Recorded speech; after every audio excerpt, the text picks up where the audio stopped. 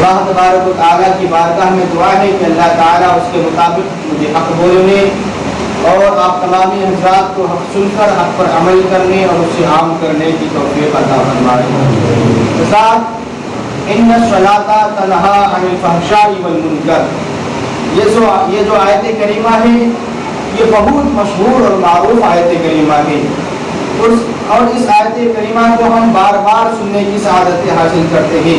حضرات، آج ہر ماں باپ یہ سوچتے ہیں، ہر شخص یہ سوچتا ہے کہ ان کی اولاد ان کے وفادار ہو جائے، ان کے بچے ان کے فرما بردار ہو جائے، بلکہ آج کا انسان یہ چاہتا ہے کہ وہ خود بھی نیک ہو جائے۔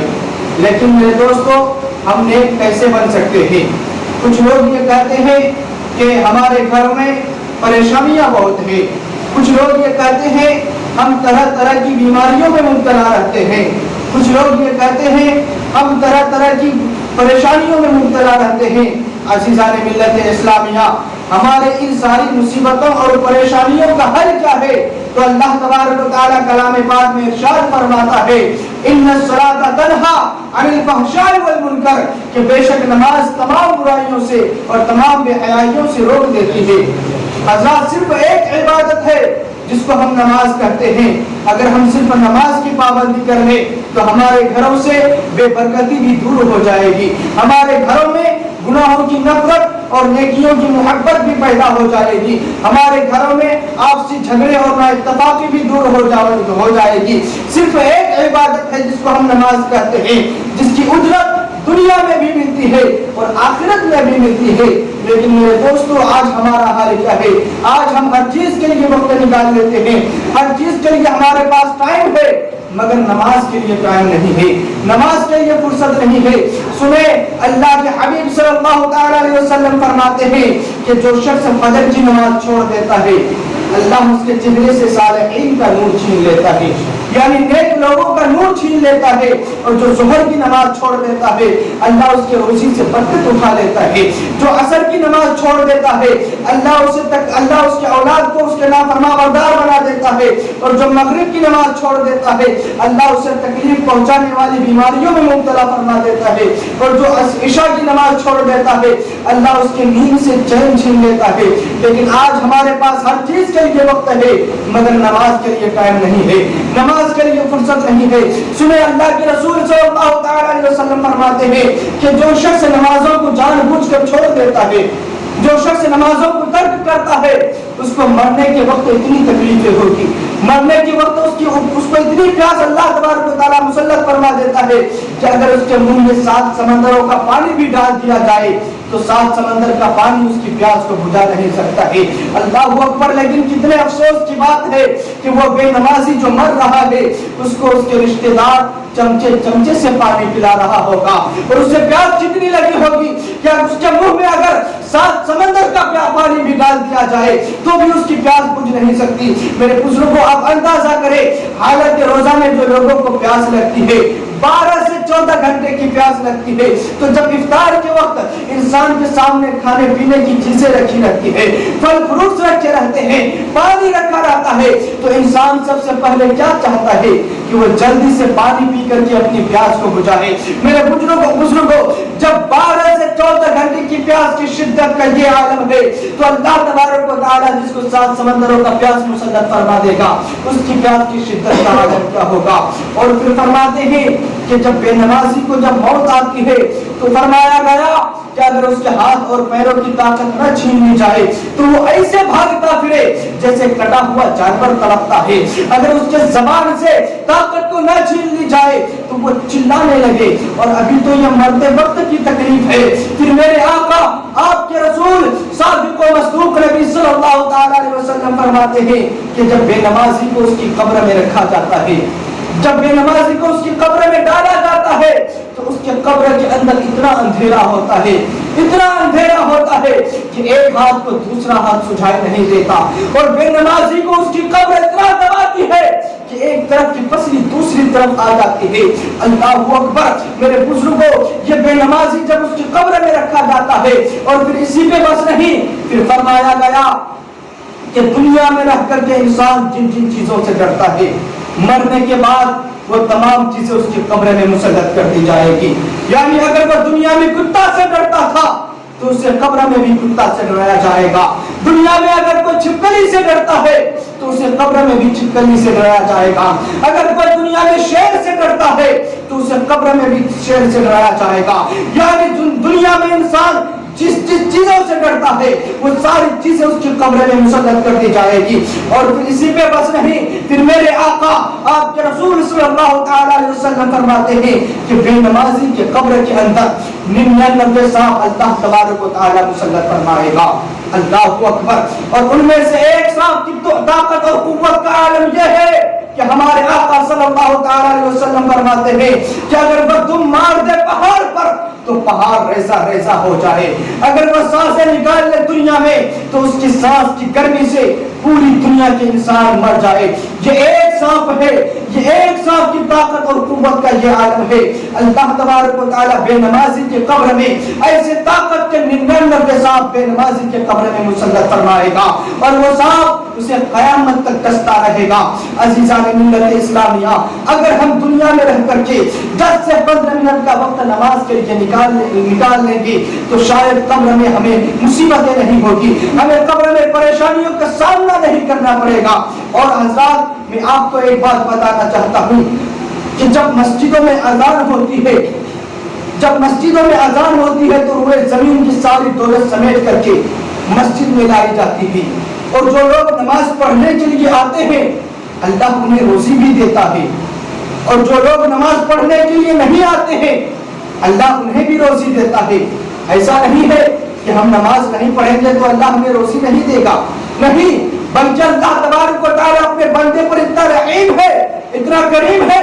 آپ اللہ کی عبادت کریں تو بھی اللہ آپ کو روزی دیتا ہے, عبادت نہ بھی کرے تو بھی اللہ آپ کو روزی دیتا ہے. لیکن سنیں, جو لوگ نماز پڑھنے کے لیے مسجدوں میں آتے ہیں اللہ انہیں روزی بھی دیتا ہے, اور روزی کے ساتھ ساتھ روزی میں برکت بھی دیتا ہے. اور جو لوگ نماز پڑھنے کے لیے نہیں آتے ہیں اللہ انہیں روزی تو دیتا ہے مگر روزی میں برکت نہیں دیتا. دیکھیں, ایک ہوتا ہے روزی کا ملنا, ایک ہوتا ہے روزی میں برکت کا ملنا.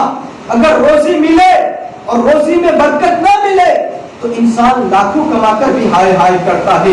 لیکن اگر کسی انسان کو روزی میں برکت بھی مل جائے تو وہ تھوڑا کماتا ہے لیکن وہ تھوڑا اس شخص کے لیے کافی ہوتا ہے. آئیے حضرات, میں ایک واقعہ آپ کو جلدی سے سناؤں تاکہ آپ کو پتہ چل جائے کہ برکت کسے کہتے ہیں, برکت کا مطلب کیا ہے. حضرت سیدنا ابو ہریرہ رضی اللہ تعالی عنہ فرماتے ہیں کہ ایک دن مجھے شدت کی بھوک لگی تھی. حضرت ابو ہریرہ فرماتے ہیں کہ ایک دن مجھے شدت کی بھوک لگی تھی اور میرے پاس کھانے کے لیے کوئی ساز و سامان نہیں تھا. بھوک کی وجہ سے میری حالت خراب ہو رہی تھی. حضرت ابو ہریرہ فرماتے ہیں کہ میں ایسے راستے پہ جا کر کے بیٹھا جہاں سے صحابہ کرام کا گزر ہوتا تھا, جہاں سے مالدار صحابہ کرام کا گزر ہوتا تھا. میں اس لیے وہاں جا کے بیٹھا کہ جب صحابہ کرام ادھر سے گزریں گے تو میرے چہرے پر بھوک کے آثار دیکھ کر کے وہ ضرور وہ مجھے کچھ کھانا کھلا دیں گے. حضرت ابو ہریرہ فرماتے ہیں میں ایسے راستے پہ جا کے بیٹھا جہاں سے صحابہ کرام کا گزر ہوتا ہے تو سب سے پہلے ان میں سے حضرت صدیق اکبر کا گزر ہوتا ہے. اللہ اکبر. حضرت ابو ہریرہ فرماتے ہیں کہ سب سے پہلے حضرت صدیق اکبر کا گزر ہوتا ہے لیکن وہ میری طرف دیکھتے نہیں تھے, نظریں نیچے کیے ہوئے ہی گزر جاتے ہیں. کیونکہ حضرت صدیق اکبر کی یہ عادت تھی کہ وہ نظریں نیچے کیے ہوئے چلتے تھے. وہ جب چلتے تھے تو اپنے نگاہوں کو نیچے رکھ کر کے چلتے تھے.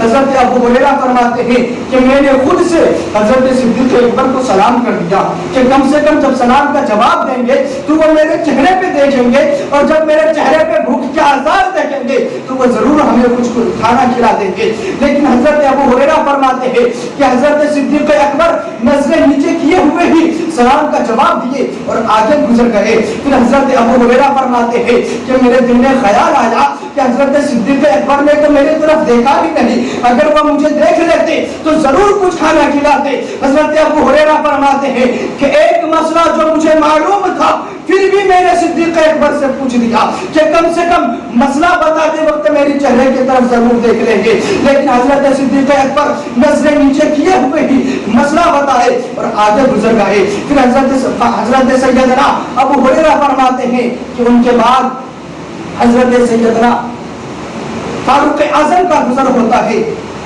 हजरत सैयदना अबू हुरैरा फरमाते हैं कि मैंने हजरत फारूक आजम को भी सलाम किया, मैंने उनसे भी वही मसला पूछा, लेकिन उन्होंने भी सलाम का जवाब दिया, मसला बताया और आगे गुजर गए। मेरे चेहरे की तरफ किसी ने भी नहीं देखा। अब हजरत अबू हुरैरा सोचते हैं, या अल्लाह क्या माजरा है, आखिर कोई मेरे चेहरे की तरफ देखता क्यों नहीं है? अगर ये मेरे चेहरे की तरफ देख लेते तो मुझे जरूर खाना खिलाते। फिर हजरत अबू हुरैरा फरमाते हैं कि उनके बाद फिर हमारे और आपके आका हुजूर सल्लल्लाहु अलैहि वसल्लम की आमद होती है। हजरत अबू हुरैरा फरमाते हैं कि हुजूर खुद से मुझे सलाम कर देते हैं, क्योंकि मेरे नबी की ये आदत थी कि हुजूर सल्लल्लाहु अलैहि वसल्लम खुद से लोगों को सलाम किया करते थे, पहले लोगों को सलाम करते थे, किसी को सलाम करने का जल्दी मौका नहीं देते थे। हजरत अबू हुरैरा फरमाते हैं कि हुजूर तशरीफ लाते हैं और मुझे खुद से सलाम करते हैं और हुजूर फरमाते हैं, अबू हुरैरा तू भूखा है, अबू हुरैरा तू भूखा है, चल मैं तुझे खाना खिलाता हूँ। हजरत अबू हुरैरा फरमाते हैं कि मैं हुजूर के पीछे पीछे चलने लगा और फिर हुजूर असहाबे सफ़ा का चबूतरा जिसे कहते हैं वहां जाकर के तशरीफ रखते हैं और फरमाते हैं, अबू हुरैरा घर जा और आयशा से पूछ, अगर वह कुछ दे दे तो वहां से लेकर के आ। हजरत अबू हुरैरा फरमाते हैं कि मैं हुजूर के घर गया और हजरत आयशा से अर्ज की, अम्मी जान हुजूर पूछते हैं अगर घर में कुछ है तो दे दीजिए।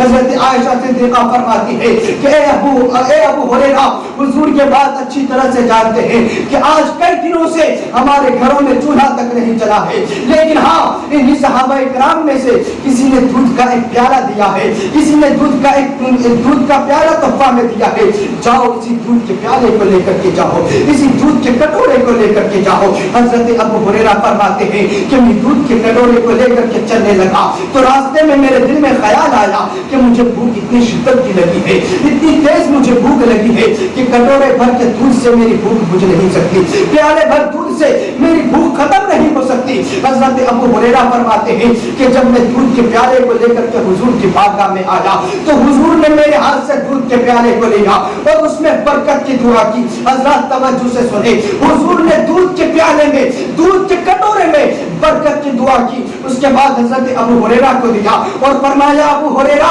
ये जो लोग तुम देख रहे हो ना ये तुमसे ज्यादा भूखे हैं, पहले इनको पिलाओ उसके बाद तुम पीना, ये लोग ज्यादा भूखे हैं। अब हजरत अबू हुरैरा फरमाते हैं कि मेरे दिल में ख्याल आया कि एक प्याला दूध है और इतने सारे सहाबा बैठे हुए हैं, 70 सहाबा बैठे हुए हैं, ये लोग पिएंगे तो मेरे लिए क्या बचेगा? ये दूध तो एक आदमी के लिए नहीं हो सकता है, ये 70 कैसे पिएंगे? हजरत अबू हुरैरा दूध के प्याले को लेते हैं और एक एक करके सबको पिलाते जाते हैं। एक ने पेट भर के पी लिया, दूसरे ने पेट भर के पी लिया, तीसरे ने पेट भर के पी लिया, 70 के 70 सहाबा ने पेट भर के पी लिया। अब हजरत अबू हुरैरा फरमाते हैं जब मेरी बारी आई तो हुजूर ने फरमाया कि अबू हुरैरा तूने सबको पिलाया, ला अब मैं तुझे पिलाता हूँ। हुजूर ने मेरे हाथ से दूध के प्याले को लिया, दूध के कटोरे को लिया और हुजूर ने अबू हुरैरा को पिलाया। अबू हुरैरा फरमाते हैं कि मैंने भी पेट भर के दूध पी लिया। हुजूर ने फरमाया अबू हुरैरा और भी। हजरत अबू हुरैरा फरमाते हैं कि मैंने और पिया। हुजूर ने फरमाया अबू हुरैरा और भी। अब हजरत अबू हुरैरा फरमाते हैं हुजूर अब नहीं पी सकता, मेरा पेट भर गया है। हुजूर फरमाते नहीं अबू हुरैरा और भी। हजरत अबू हुरैरा अर्ज करते हैं हुजूर अब नहीं पी सकता और नहीं पिया जा सकता।